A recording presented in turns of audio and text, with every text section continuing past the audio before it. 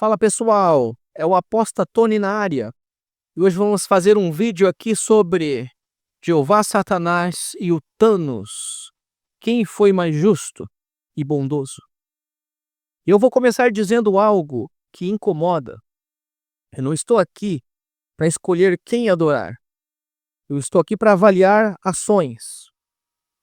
Porque justiça não se mede por títulos.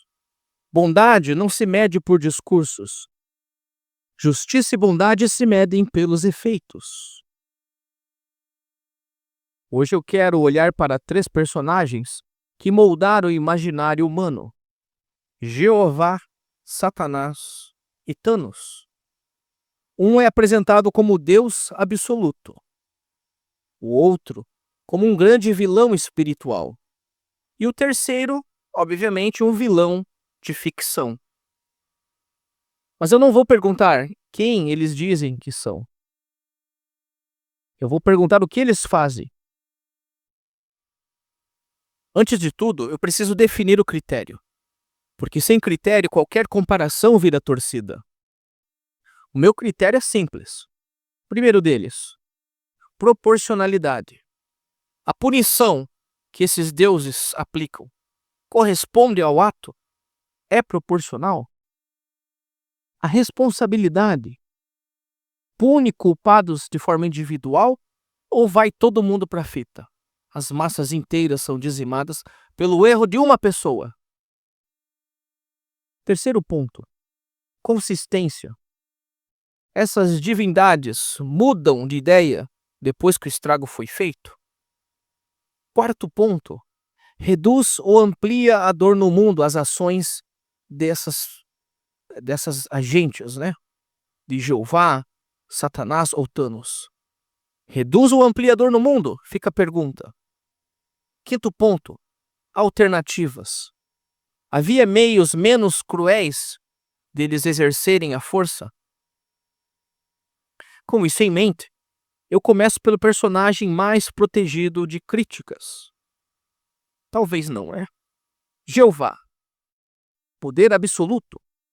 Punição total. Jeová nos textos bíblicos é soberano.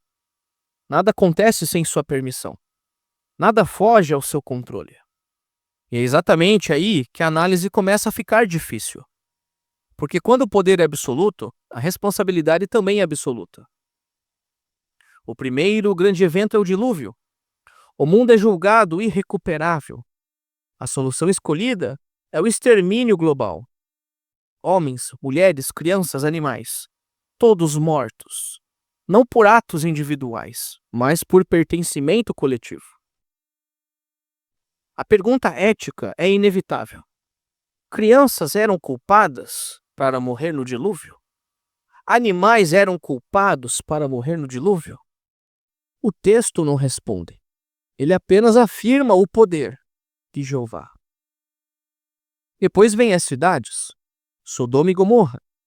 Novamente, a solução não é reforma, não é isolamento de culpados, não é misericórdia seletiva, é a destruição total. Então chegamos ao Armagedon, o clímax mais temido.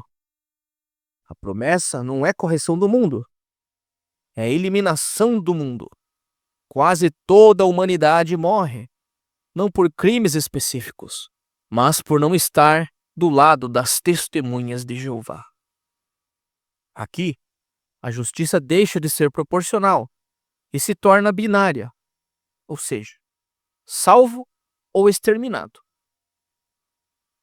O detalhe que muitos preferem ignorar: o arrependimento. Há algo ainda mais perturbador. O texto bíblico afirma que Jeová se arrepende. Horas. Ele se arrepende de ter criado o homem. Ele se arrepende de decisões tomadas. Ele muda de curso após intercessão. Isso significa que decisões não foram perfeitas, mas os mortos continuam mortos. Arrependimento depois do massacre não ressuscita ninguém. Aqui surge uma tensão ética profunda. Um ser que se arrepende pode ser chamado de infalível? E que dizer de violência sexual? quando a narrativa normaliza o inaceitável. Agora eu entro no ponto que muitos evitam. Nos textos do Antigo Testamento, há episódios em que a violência sexual não é apenas descrita, ela é ordenada, tolerada ou instrumentalizada. Mulheres como despojo de guerra, virgens poupadas como prêmio, mulheres usadas como punição a homens. Não estou falando de descrição histórica neutra, estou falando de normatização narrativa. Quando a violência vira instrumento de justiça, a ética colapsa. Isso não é bondade. Isso é poder sem empatia.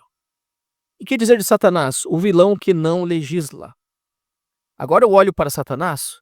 Curiosamente, ele não cria leis, ele não decreta genocídios, ele não destrói o mundo. Ele acusa, ele testa, ele executa permissões dadas por Jeová. No livro de Jó, ele não age sozinho, ele pede autorização. O sofrimento ocorre com permissão superior. Isso não torna o sofrimento aceitável, mas muda a teoria. Satanás não é soberano, ele é funcional. Em escala, seus danos são limitados. Não há dilúvios decretados por ele, não há Armagedon comandado por ele. O vilão supremo, curiosamente, não é o maior agente de mortes no texto. Thanos, o vilão que diz a verdade incômoda. Então eu chego ao terceiro personagem, o Thanos, um personagem de ficção. Ele não se diz bom, ele não se diz amor, ele não se diz justo por natureza. Ele diz apenas uma coisa: o universo está em colapso. A solução que ele propõe é monstruosa. Matar metade de toda a vida. Genocídio aleatório. Mas há um detalhe que muda tudo. Thanos promete poupar 50% do universo. Ele não escolhe culpados, ele não escolhe inocentes, ele não escolhe o acaso. Isso não o torna bom, mas o torna coerente. Ele assume o peso moral do que faz. Ele não se esconde atrás de títulos sagrados. Comparando os três, sem medo algum. Agora eu coloco os três lado a lado. Jeová, poder absoluto, punição coletiva, extermínios, arrependimentos tardios, violência normatizada. Já Satanás, executor limitado, acusador, danos pontuais sem soberania, porque tudo está nas mãos de Jeová. Ele que ordena Satanás a fazer as coisas, está na Bíblia. Thanos, apesar de fictício, genocídio calculado, promessa explícita de preservar metade da humanidade e do universo. Coerência interna, ausência de discurso sagrado. Aqui vem a pergunta que ninguém gosta. Quem age com mais crueldade prática? Quem? Paradoxo final. O paradoxo é este: quem se chama bom, mata sem pedir desculpas. Quem é chamado de mal, mata menos. Quem é ficção, assume o horror do que faz. Talvez o problema não seja o mal declarado. Talvez o problema seja o mal justificado. O desfecho surpreendente. E agora o desfecho que quase ninguém espera. Essa palestra não é sobre Jeová, Satanás ou Thanos. É sobre nós. É sobre como aprendemos a chamar a crueldade de justiça, quando ela vem revestida de autoridade. É sobre aceitarmos massacres quando nos dizem que são necessários. Talvez o maior perigo não seja um vilão declarado. Talvez seja um sistema que diz: e isso é bom porque eu disse que é. A última pergunta. Se você retirar os nomes, se você retirar os títulos, se você olhar apenas para os corpos no chão, a quem você chamaria de justo? A verdadeira bondade não precisa de extermínio. A verdadeira justiça não mata inocentes. E o maior mal é quando aprendemos a aplaudir a crueldade só porque ela vem do lado certo. Obrigado se você assistiu esse vídeo e gostou. Compartilhe no grupo dos anciãos, compartilhe com seus amigos. Apesar de um tema irônico, né? Incluindo aqui um personagem fictício, fica a reflexão para você de quem realmente é o verdadeiro mal. Se puder, assista meu segundo vídeo nesse canal, em que eu falo quem é o verdadeiro diabo. Se você tiver oportunidade, vá no meu canal, encontre esse vídeo e assista, e comente o que você achou. Será um prazer te ouvir sua história aqui. Independente se você ainda está nas Testemunhas de Jeová, ou se já saiu, ou se é de outra denominação. Sem problemas. Estamos aqui para enriquecermos uns aos outros de conhecimento, reflexão, daquele jeito, colocando sempre a crítica. Um forte abraço e até o próximo vídeo. Se inscreva no meu canal, me ajude a crescer. Até mais.